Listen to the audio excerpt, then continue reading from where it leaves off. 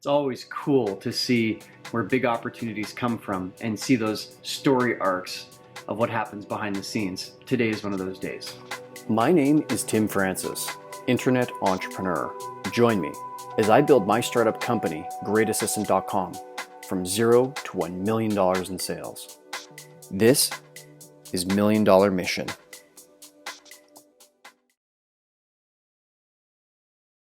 Good morning. It is 8:45 a.m. at World Headquarters here at the Entrepreneur Academy in Edmonton, Canada.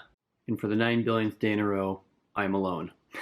You might say it's like the boxer who goes into the gym every morning at 5 in the morning and nobody ever sees those reps week in and week out, until the bright lights finally shine.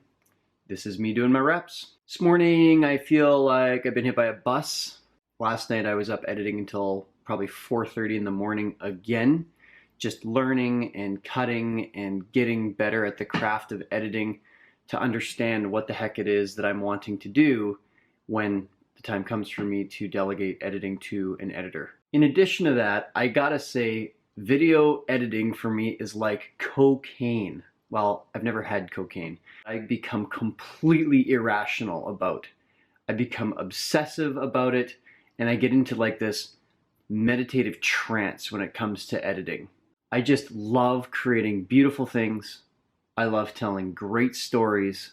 I love the perfection of when the exact frame hits the exact beat of the music. There's something incredibly beautiful and satisfying about that. I also get to build this vision for the future, which is incredibly intoxicating in all the best possible ways.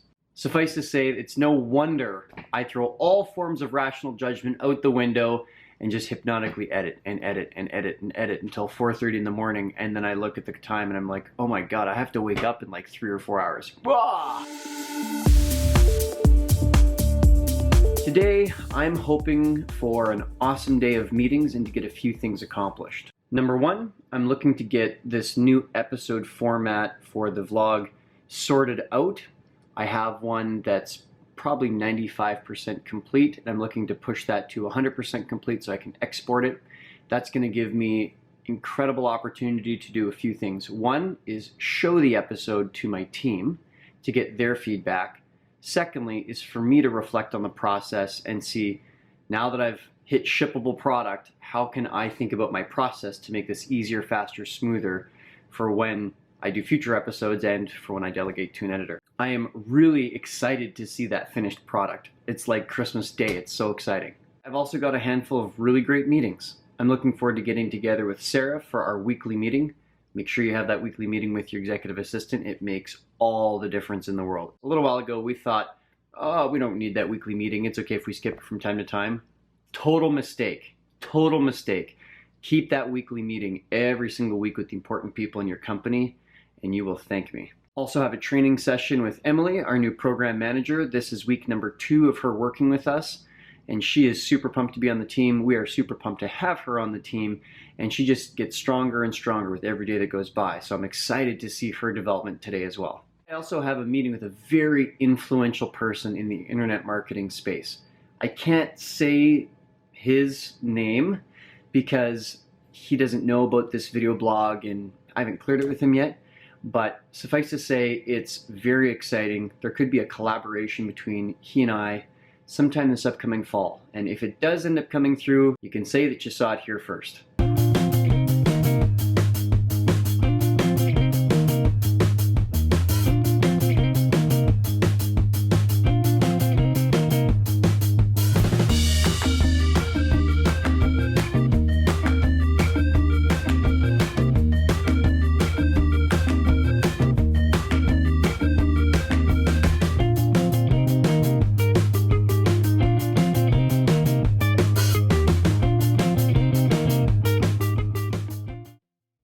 It's now 11:45 at night. We're up here in the 80/20 room, a very special place. This is my final check-in for the day, even though I do have a few more hours of work to do.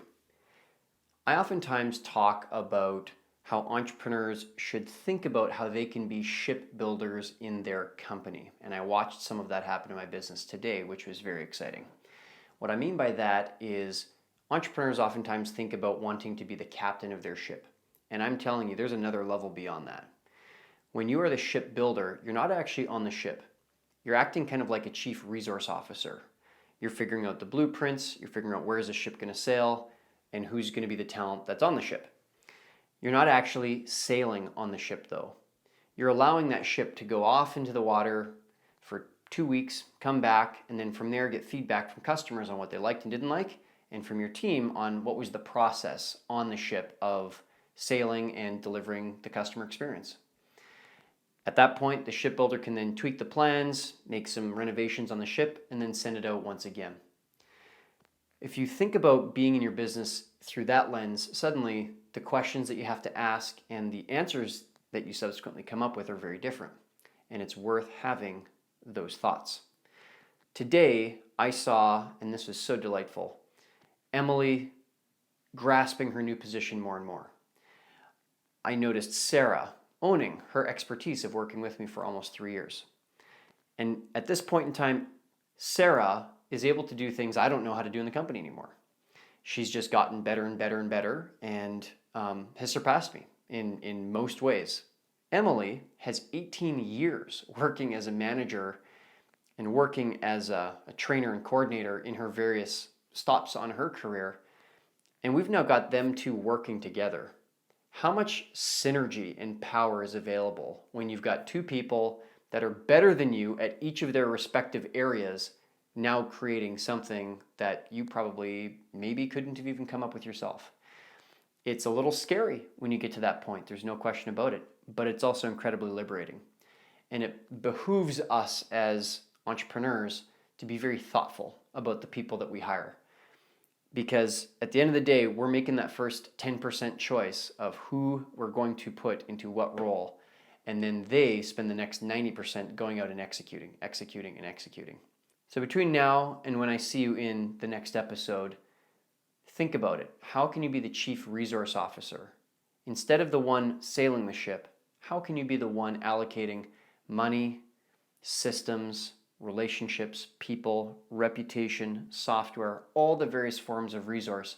How can you be like a chess master to put them all into the right place and then let them do their thing? And it's incredibly liberating, not just for you, but for them as well, when they have all the resources that they need to go and be effective.